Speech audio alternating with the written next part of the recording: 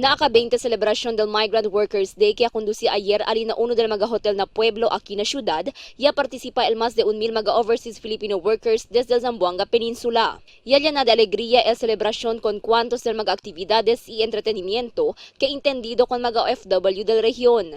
Asegun ko na Director Regional del Overseas Workers Welfare Administration Hasan Gabra Jumdain, objeto deste celebrasyon amo para akorda idali importansya kon mga Filipino tatrabaha ita sakrifisya na otro nasyon.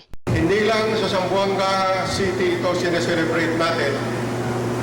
Ito ay sineselebrate sa buong Pilipinas at sa lahat ng embahada ng Pilipinas where there are concentrations of overseas Filipino workers. El celebración del Migrant Workers Day más ya queda en grande por causa na visita del mismo Senador Lito Lapid y de este Anak el Honorable Mark Lapid, quien el Chief Operating Officer del Tourism Infrastructure and Enterprise Zone Authority. Asegun con Mark Lapid que el mga OFW amal uno del mga heroe del país que debe proteger y dali importansya.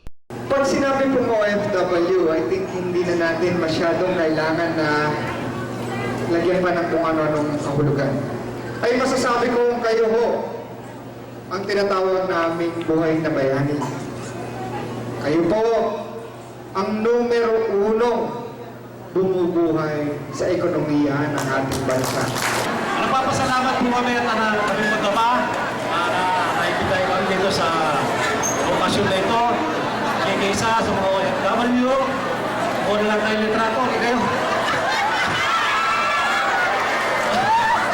Ganyan na lang ako dinapapati.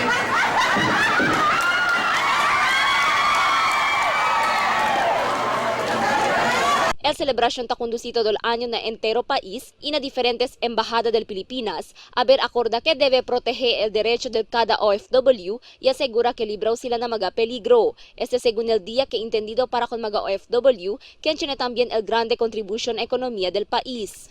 Crisel Almonía, Dateline, Zamboanga.